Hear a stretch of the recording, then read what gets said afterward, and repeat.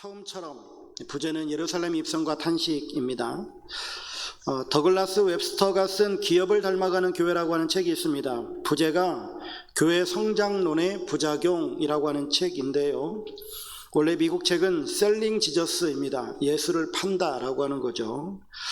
교회 성장학은 교회의 수적 증가만을 목표로 하는 것이 아닌 질적 성숙도 중요합니다. 그런데 제목에서 알 수 있듯이 교회가 기업을 마케팅하고 예수를 팔아서 교회를 키우고요, 돈을 많이 버는 부작용이 나타납니다. 믿지 않는 사람들에게 복음과 십자가는 너무나 생소한 것이기는 합니다.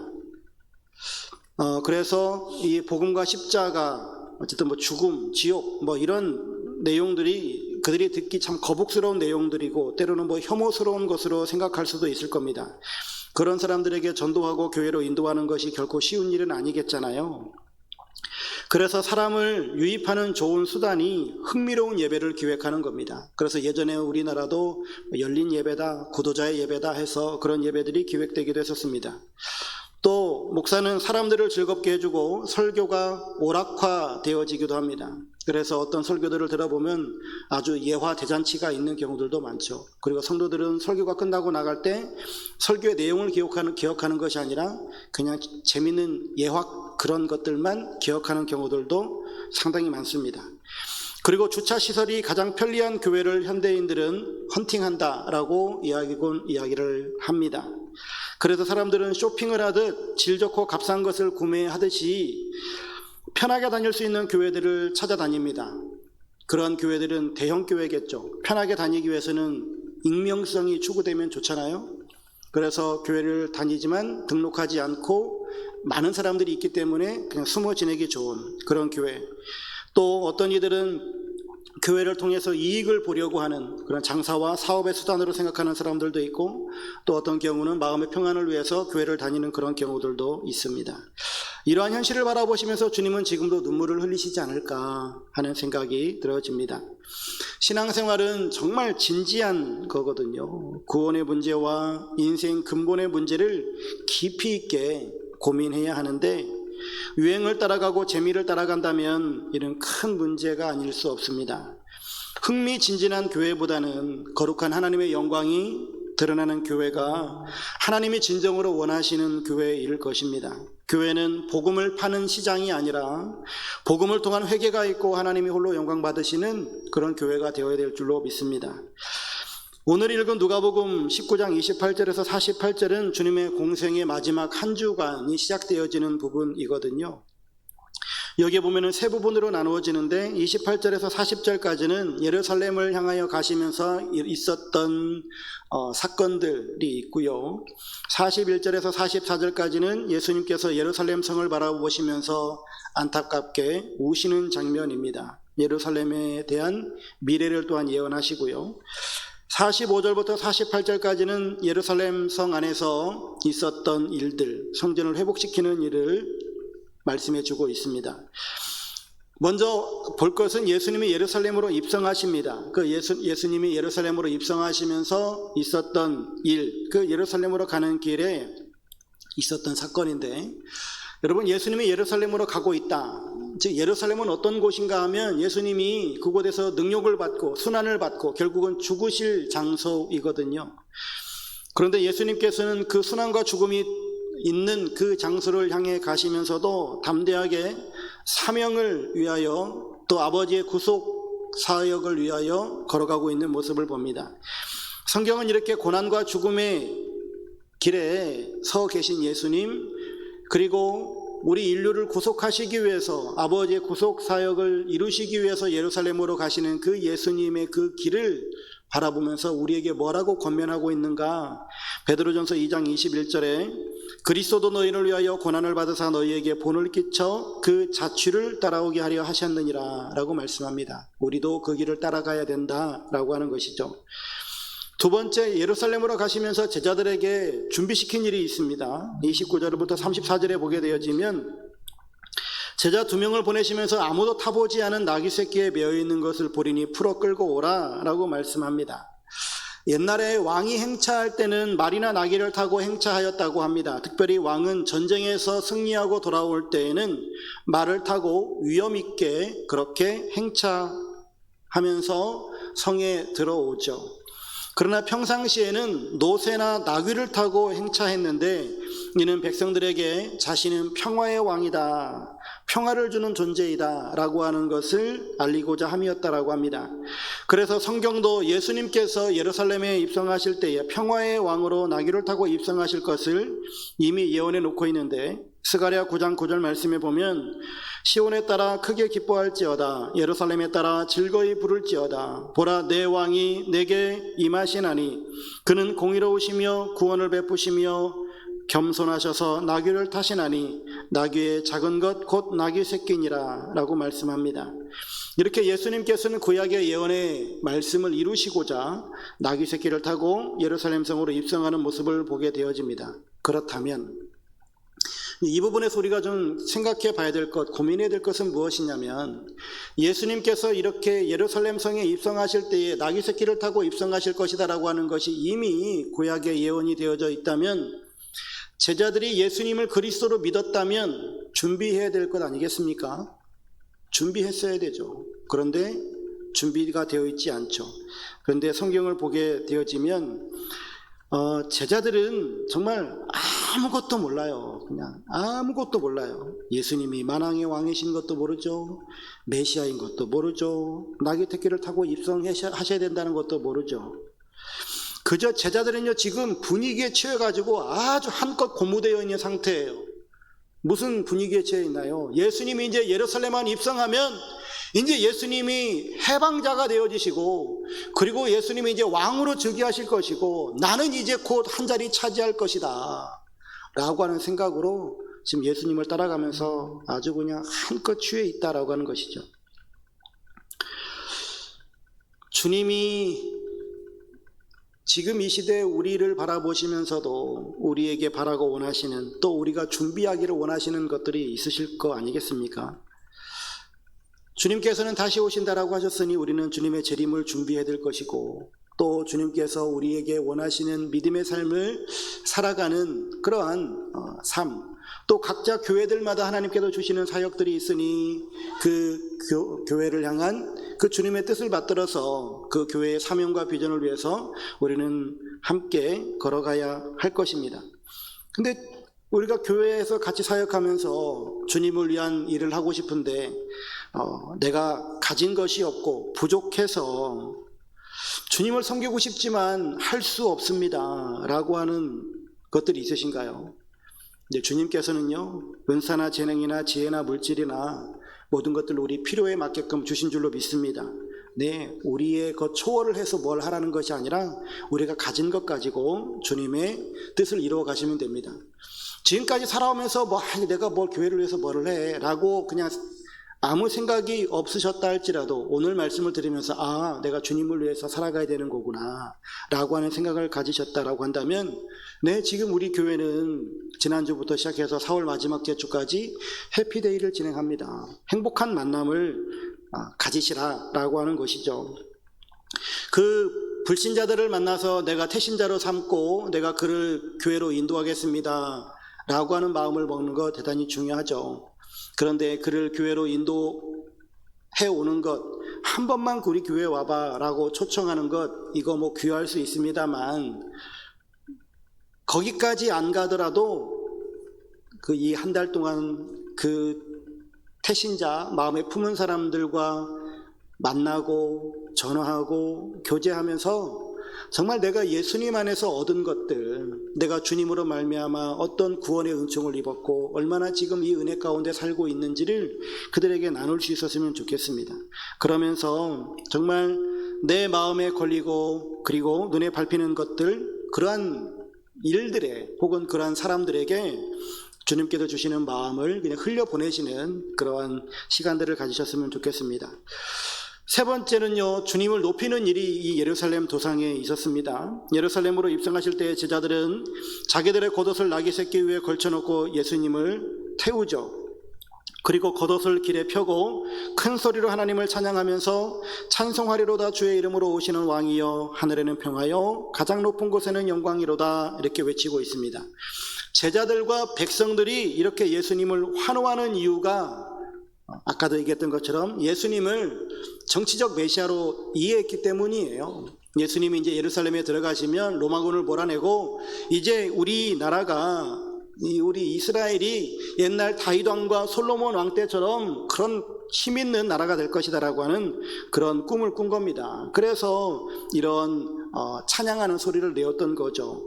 그들이 예수님을 잘못 알았다 할지라도 예수님을 찬양하는 것은 합당한 일입니다.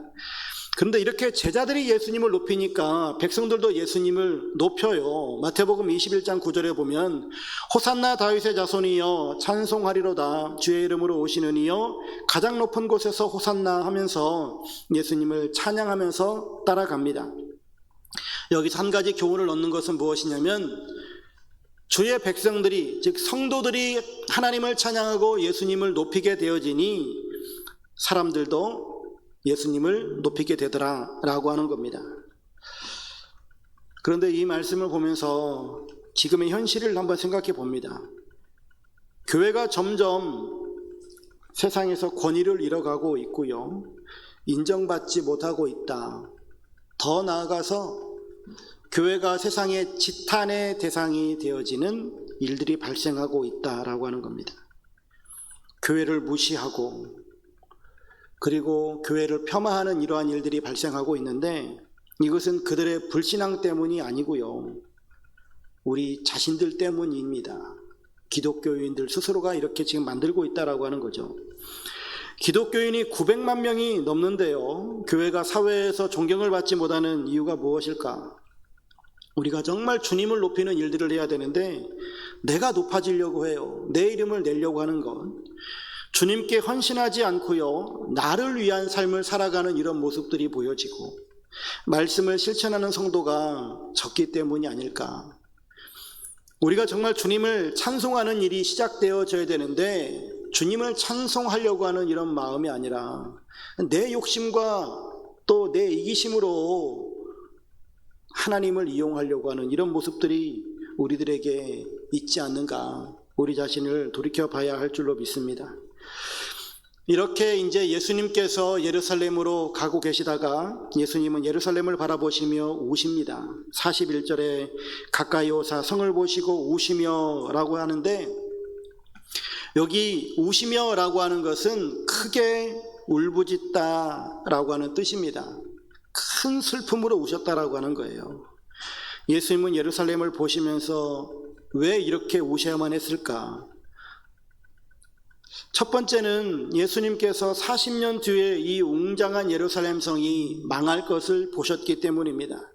성과 성전이 무너지고 사람들은 죽임을 당할 것이고 흩어지게 되어질 것이다 라고 하는 것이죠. 그래서 너무나 안타깝고 슬프셨기 때문에 우셨습니다. 두 번째는 하나님 나라의 복음을 전함에도 불구하고 그들이 여전히 복음을 받아들이지 않고 예수님을 비난함으로 말미암아서 그들이 영적으로 멸망할 것을 보시면서 안타까워서 지금 분노와 함께 울고 계시다라고 하는 겁니다. 우리 주님은 지금도 울고 계신 것 같아요. 왜냐하면 복음을 듣고 알고 있는 우리가 복음대로 살고 있지 못하기 때문이겠죠. 사랑을 가르쳐 주신 주님의 말씀을 따라서 우리가 사랑을 실천하고 그리고 내 주변에 있는 사람들을 이해하고 용서해야 되는데 미워하고 분노하고 있지 않습니까? 교회가 정말 거룩한 곳이 되어야 되는데 예수를 팔아가지고 장사하려고 하는 이런 이익을 보려고 하고 있지 않습니까? 토요일 날 있었던 탄핵 반대자들의 어떤 그 집회, 정강훈 씨가 나와가지고 집회하는 그런 모습들을 또 보여주면서 메인 방송국이었는데 제가 JTBC에서 본 것 같기는 한데 거기서 했는지 뭐 정확한 기억은 없는데 하여튼 거기서 또 그 얘기 하더라고요. 이 집회를 통해서 다른 데는 다 뭐 이제 그런 방송들을 안 하기도 하고 그러는데 거기는 나와가지고 더 많은 헌금을 요구하더라. 하여튼 그런 이야기까지 하더라고요. 거기 나와가지고 마이크 잡고 이야기하는 그분이 누군지 모르겠지만 우리 애국운동을 하는 정강훈 목사를 위해서 우리 더 많은 헌금을 냅시다 막 그렇게 하면서 하고 있는 그런 모습을 보면서 참 너무 가슴이 아팠어요. 여러분, 정말 이 시대에 주님의 눈물을 닦아줄 사람이 필요하지 않겠습니까? 우리 주님은 주님의 눈물을 닦아줄 사람을 기다리고 계시지 않을까요? 어떻게 하면 주님의 눈물을 닦아드릴 수 있을까요? 우리가 정말 말씀을 회복했으면 좋겠습니다. 말씀대로 살아갔으면 좋겠어요. 죽어가는 영혼을 구원해내는 교회로서의 본분을 다하는 교회가 되어져야 할 줄로 믿습니다. 오늘 내 삶이 말씀대로 살아가는 삶, 경건한 삶을 살아가고 오늘 우리 교회가 복음을 선포하면서 죽어가는 영혼들을 구원으로 이끌어내는 방주의 사명을 다할 수 있는 교회가 되어지기를 간절히 소망합니다. 세 번째는 주님은 성전을 정화시키십니다. 45절부터 48절에 보면 성전에 들어가셔서 장사하는 사람들을 내쫓으시는 사건이 나오는데 유대인들은 절기가 되어지면 제사를 드리기 위해서 성전으로 모였습니다. 그런데 멀리서 오다 보면 제물로 바쳐야 할 짐승이 병이 들거나 흠이 생길 수도 있거든요. 하나님께 제사를 드릴 때는 흠이 없는 제물을 드려야 되는데 흠이 생기니 제사를 드릴 수 없게 되어지는 거예요. 그래서 아주 묘안을 생각해내는데 멀리서 오는 사람들을 위해서 흠이 없는 짐승을 파는 겁니다. 그래서 그걸 제물로 바치게끔 종교 지도자들이 그런 시스템을 구축해놨어요. 너무 좋은 생각이었죠. 그런데 이 모습을 보면서 예수님은 너희는 강도의 소굴을 만들었도다 라고 말씀합니다. 강도는 남의 소유나 재산을 빼앗는 사람들인데 이 장사꾼들이 도대체 누구의 것을 무엇을 빼앗았다라고 하는 것일까? 여기 예수님이 말씀하시는 너희는 강도의 소굴을 만들었도다 라고 하시는 이 말씀 속에는 세 가지의 이 강도짓이 숨어져 있습니다. 사실 유대의 종교 지도자들이 멀리서 오는 사람들을 위해서 흠이 없는 짐승을 파는 것 너무나 선한 의도에서 제사를 잘 드리도록 했던 일입니다. 그런데 문제가 발생했는데 이 짐승을 파는 장소가 어디였느냐라고 하는 거예요. 지도를 보시면 예수님이 장사치들의 상을 엎는 그 사진이 여기 동그랗게 표현되어지는 그 그림입니다. 그리고 그 위에 보면 빨갛게 칠해져 있는 데 있죠. 여기가 어디냐면 이방인의 뜰이라고 하는 곳이에요. 이 이방인의 뜰에서 장사치들이 장사했습니다. 그리고 그 위에 보면 거기에 이게 동서남북으로 되어 있는데 동쪽에 출입문이 있고 그 다음에 이제 여인의 뜰이 있고 그 다음에 더 들어가면 이제 이스라엘의 뜰, 제사장의 뜰, 그리고 이제 성소로 들어가는 그런 모습들이 저 사진에 나와 있습니다. 근데 장사치들이 있는 곳은 저 성전 안으로 들어가 사는 것이 아니라 그 이방인의 뜰에서 했었거든요. 근데 여러분, 이방인의 뜰이 무엇이냐면 이방인들 중에도 하나님을 알고 그리고 하나님을 믿는 사람들이 생겨납니다. 그래서 그들이 기도할 수 있는 곳이었고 그리고 그들이 하나님을 만남으로 말미암아 변화되어지는 그곳이 바로 이 이방인의 뜰이었거든요. 근데 장사꾼들은 유대인들의 편의를 위해서 이방인의 뜻을 빼앗아 버린 거예요. 물론 평상시에는 개방이 되어져 있지만 이 절기가 되어지면 이곳에 온갖 장사치들이 모여서 이제 그런 장사를 했던 것이죠. 또 환전도 했던 것이죠. 이렇게 이 이방인의 뜰을 그들이 빼앗아 버립니다. 두 번째는요, 종교 지도자들이 재물을 짐승으로 비싸게 팔면서 이익을 받고요, 환전으로 또 이익을 보는 등 부패한 일들이 발생하게 되어진 겁니다. 그래서 그들은 이렇게 도적질을 한 것이고 강도짓을 하게 되어지는 것이죠. 이방인들이 하나님을 예배할 수 있도록 있는 그 장소였던 이방인의 뜰, 그리고 백성들로부터 돈을 뜯어내는 이러한 강도짓을 했는데 실상 더 중요한 게 있어요. 그것은 이렇게 종교 지도자들이 타락하고 그리고 종교 지도자들이 자기의 이익을 위해서 외식하는 그러한 모습들을 하다 보니까 백성들의 신앙과 영혼들까지 강도짓을 하게 되더라라고 하는 겁니다. 예수님께서 바리새인들과 서기관들에게 하셨던 말씀 중에 너희도 천국에 들어가지 않고 천국에 들어가는 사람조차 막는다라고 말씀하시잖아요. 예, 그런 일들이 발생하는 겁니다. 그냥 사람들의 돈이나 좀 뜯어내고, 그리고 그 사람들에게서 존경을 받고 그렇게 살아가는 정도라고 한다면 괜찮아요. 그런데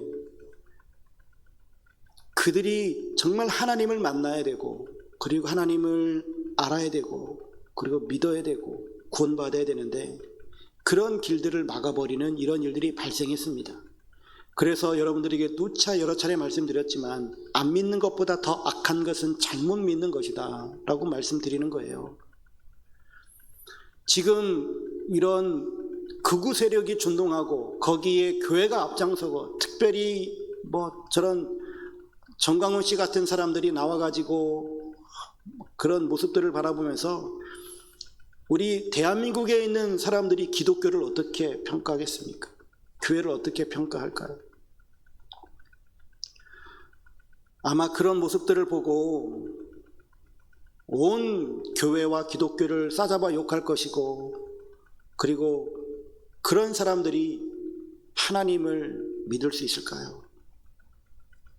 너무나 안타까운 일들이 발생하는 거죠. 그 연장에서 예수님은 진리를 선포하십니다. 46절에 내 집은 기도하는 집이 되리라 하였거늘 너희는 강도의 소굴을 만들었도다. 내 집은 기도하는 집이 되리라. 하나님께서 그렇게 말씀하셨던 것이죠. 예수님은 다시금 성전의 본질을 깨닫게 하십니다. 그래서 말로만 하시는 것이 아니라 성전을 뒤집어 엎는 것부터 시작하신 것이고요, 썩은 것부터 치워내는 것이고, 비본질적인 것들을 다 지금 부서뜨리는 겁니다. 지금 기독교인이라고 하는 우리들의 모습은 어떠한지 우리는 좀 우리 자신을 좀 살펴봤으면 좋겠습니다. 우리들에게도 이런 예수님의 애타는 모습이 있어야 하지 않을까요? 한국교회에게 이런 예수님의 진리가 선포되어야 되지 않겠습니까? 우리 안에 있는 강도의 소굴로 만들어버리고 있는 비신앙적인 것들이 있다면 그런 것들은 다 버리고요, 독버섯처럼 자라고 있는 더럽고 추잡한 비신앙적인 것들이 있다면 과감히 끊어내야 될 줄로 믿습니다. 우리는 더 이상 사랑과 용서가 무엇인지 잊어버린 교회, 세상보다 더 세속화되어버린 교회, 하나님이 아닌 내가 주인이 되어버린 이런 타락한 교회가 아니라 정말로 주님께서 원하시는 교회의 모습을 회복해야 될 줄로 믿습니다. 주변에 있는 이웃들이 교회를 찾아와서 하나님을 만날 수 있게 해야 하고요, 욕심에 찌든 종교인이 아니라 나누고 베풀며 섬기고 사랑을 심어야 될 줄로 믿습니다.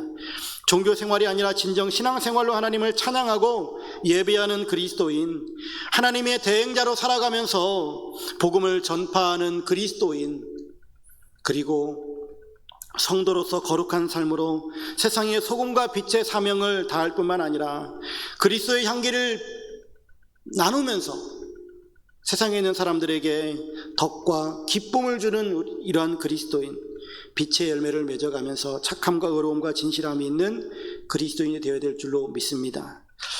오늘 말씀을 다시 한번 좀 정리하면 신앙생활은 정말 진지한 겁니다. 구원의 문제와 인생 근본의 문제들을 깊이 있게 고민해야 할 겁니다. 예수님이 예루살렘으로 입성하십니다. 순환과 죽음을 두려워하지 않고 가시는 그 길, 우리들도 그 뒤를 따라가야 할 것입니다. 예수님이 예루살렘을 바라보시면서 우셨습니다. 성전이 파괴될 것, 그리고 복음을 믿지 않아서 그들이 멸망하게 되어질 것을 아시기 때문이죠. 지금 주님의 눈물을 닦아줄 그 한 사람, 바로 우리가 되어야 될 줄로 믿습니다. 말씀대로 살아가는 경건한 삶, 복음을 선포하면서 죽어가는 영혼들을 구원하는 이런 사명을 감당해야 하겠죠. 그리고 주님은 성전을 정화시키십니다. 지금 우리들이 정화해야 할 성전, 내 심령과 또한 한국 교회가 새롭게 일어서야 될 줄로 믿습니다. 최종적으로 좀 말씀을 드리면, 예수님이 왜 이 땅에 오셔야만 했는가? 하나님의 형상으로 창조된 인간들이 하나님의 형상을 잃어버렸기 때문입니다. 그것을 회복하기 위해서 오셨습니다. 오늘 말씀을 우리가 들었는데요. 우리 세 단어만 좀 기억하셨으면 좋겠습니다. 오늘 제목에 있는 것처럼 예수님이 왜 예루살렘에 입성하셨는가? 처음처럼 만들기 위해서요. 우리를 창조하셨던 그 창조하셨던 하나님의 형상을 회복시키기 위해서 예수님이 이 땅에 오셨고 지금 예루살렘으로 들어가고 계십니다. 처음처럼 예수님은 그 성전이 지어졌었던 그 처음의 그 모습을 회복시키시기 위해서 예수님이 예루살렘으로 들어가고 계십니다. 우리는 어떻게 살아가야 될까요? 다음과 답게 이 두 단어를 좀 생각해 봤는데, 성전 다움을 갖고 성도 다움을 가졌으면 좋겠고요. 성전답게 그리고 성도답게 우리가 좀 살아갔으면 좋겠습니다.